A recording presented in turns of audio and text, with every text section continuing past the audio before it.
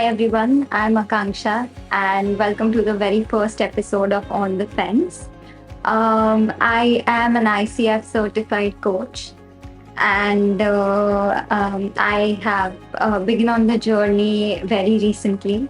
And to navigate the space, I have someone very special with me today. It's my dad, Mr. Ujjaval Buch, who has been an MCC credentialed coach for the past 5, 6 years, and he has been in the journey of coaching since the last 13 years. So he is an expert in the field, and today he's going to help us understand what coaching is without the jargons. So let's get into it. Very welcome to you. Thank you so much. This is a very special invitation. Since I just mentioned you've been in the field for the past 13 years, and I'm pretty sure that people must have come to you and asked you what coaching is. So if you have to help people understand, people who are not coaches, how would you explain coaching to them? I think to not use any jargons, maybe if I can say that, everybody wants to progress in life. They want to reach somewhere. And they definitely want their tomorrow to be better than today. So if they have any goal in mind, so they are currently somewhere. So that's a current reality, which is point A. And they want to be reaching somewhere in the future, which is point B. So I can say that coaching is one of the finest transition management tools to go from A to B with the partnership of a coach. And what coach does, coach works with the client to help them take micro actions in a sustainable way towards direction of the goal. Wonderful. However, what I was wondering is that how is it different from other disciplines, say, for example, therapy or mentoring or something like that? Because even then there's a point A and there's a point B.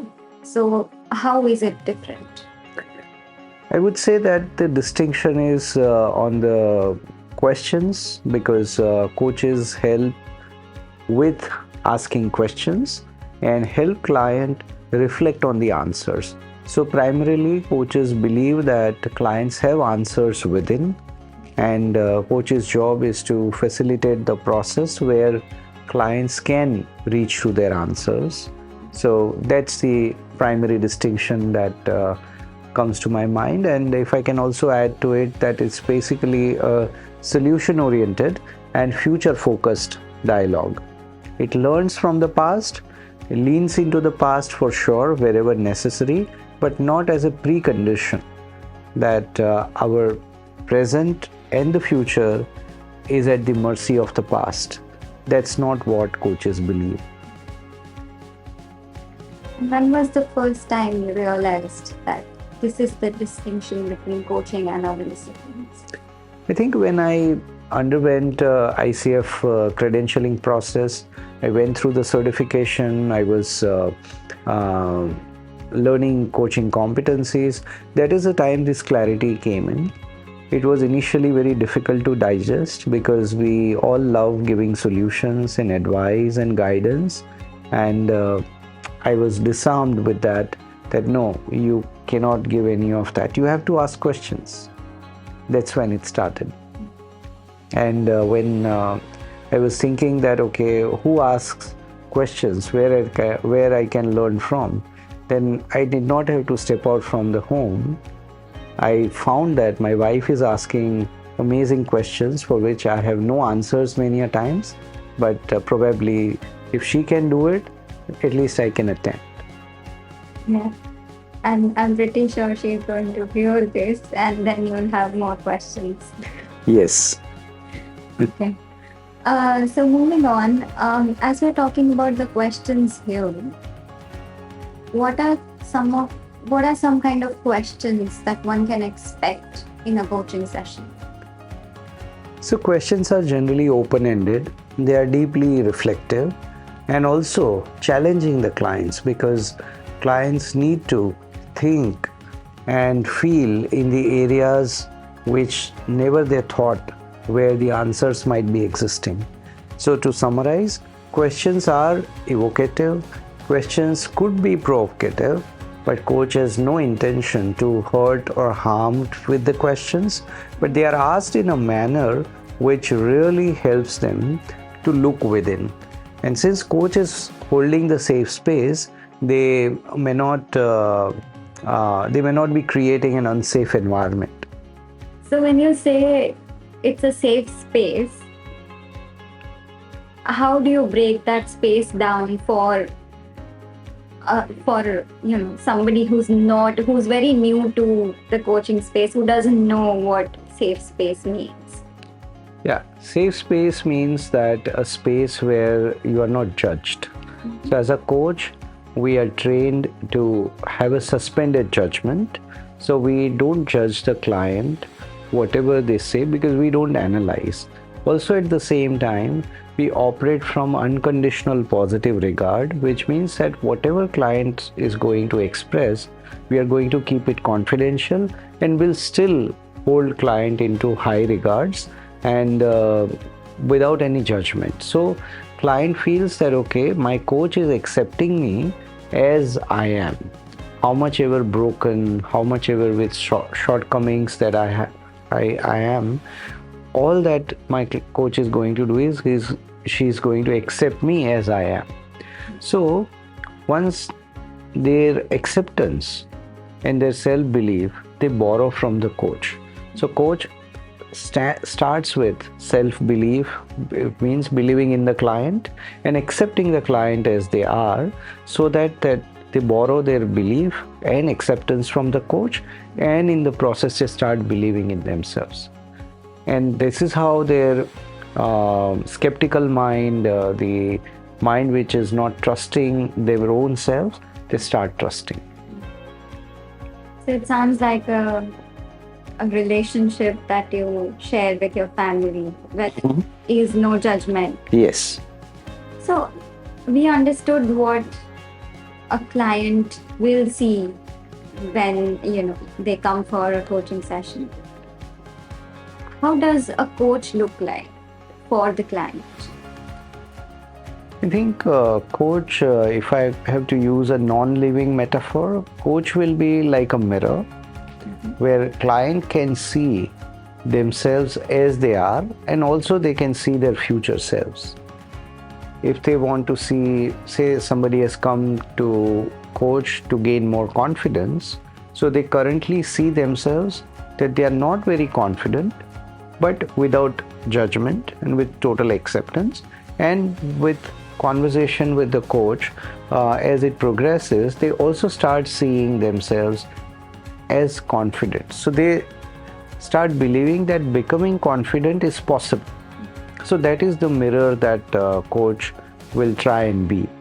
So, and if I can use one more thing over there, so there is a difference between mirror and Instagram filter. Instagram filter enhances or reduces whatever is, so it has an option of correcting the space. Here mirror will show who you are and also who you can be, and then coach works with the client towards that, achieving that goal. So it sounds like there's a very thin line between becoming that Instagram filter and the mirror. Yes, absolutely. There are high chances, and that's what as coaches we are trained on. It's a great work in progress for the coach to move from an Instagram filter to a mirror, but they do that. And how does the journey of becoming a mirror look like for the coach? I think it is a lot of anti-brain activity. So default state of the brain is that whatever sensory inputs that comes in, whatever brain sees, feels, hears, smells, all different senses are processed by the brain, and it churns out judgment, biases, analysis, and opinions. So it's a default state. Now, coach need to learn how to suspend the judgment which has come automatically. Suspend that opinion of good, bad, should be, should not be, which has come automatically. Now they need to suspend it and park it on the side so that they can see the client who they are, not from coach's lens but client's lens. That sounds very beautiful, but also very difficult. Yeah, but that's the whole process, and most of the married people become good coaches because they have already been through marriage life, which is nothing less than difficult. So that's the process, and it takes some time, but then you learn to adjust. How many years though? Yeah, I think now 25 years. So. And what about somebody who is not married and just are trying to get into it? Yeah, it will be a good net practice, because the way you learn to accept others, you learn to accept yourself. So yeah. I hope you have a wonderful time at home after this. Yeah, I hope I am allowed the entry. Okay, right. Coming back, I just wanted to ask that you mentioned that you have to drop the judgments. So, how does the judgment look like from the point of view of a coach? Judgment is simple, that somebody said that, okay, I'm not able to get promotion, I'm not able to pass a particular exam, all of that. So coach, coach asks, okay, so what all have you tried so far to achieve the breakthrough? And whatever client expresses, coach automatically starts filtering. Oh, this is not the way. If you try like this, in next 5 years also you're not going to pass. If you try like this, if you behave like this, and look at yourself. I don't think you're eligible for promotion. Why aren't you even trying? So that sort of judgment automatically comes in, and it right there in front of the eyes. So coach looks through that lens while assessing the client or asking next question, or even while listening, only the filtration happens. So then coaches are trained to suspend the judgment, which means that whatever thoughts are coming in my mind as a judgment, I have to still continue to focus on the client and not believing my opinions, biases, and judgment. It's a hard job, but once somebody is able to achieve that, I think the coach's own relationships also improve, the relationship with the clients improve, and that is the single most important thing, where client starts believing that this coaching relationship, this partnership is the best thing that has happened to me. So when you say that it appears right in front of your eyes, the judgment part of it, does it show up in the language? It does. And for that, when we get the feedback from our mentor, our supervisor, when we listen to our own recording, so for that, I think coach needs to develop the capability to reflect through self-reflection and seeking feedback from the others, seeking feedback from the clients as well, that where did they feel judged? What sort of question could have been avoided? What sort of observation could have been avoided? So that's a continuous reflection process. That's a part of cleansing exercise for the coach. As we're coming closer to understanding what the coaching journey looks like and what are some of the barriers to coaching for the coach, are there any barriers for the client? I think the biggest barrier or biggest enabler, if I may say so, is clients' readiness to work on themselves. So I call it intent. So coach is a facilitator of the process. So if the client has a very strong intent to work on themselves, they will sustain through the questions, they will sustain through the actions, because the hardest part is taking actions. So if they go through that process, only when they have a strong intent. Otherwise, the intent is not so strong, coach will find it difficult. How much ever great questions coach may ask, client will not reflect. That is one. And even if they reflect, then they will not be able to take optimal actions. So if the client wants to invest their time with coaches, so instead of a investment, if it becomes a waste, only difference I have seen is the intent of the client. So if you don't have a strong intent, then don't invest your time with coaches. Do something else. Find the solution from Chat GPT, because everybody is now going over there.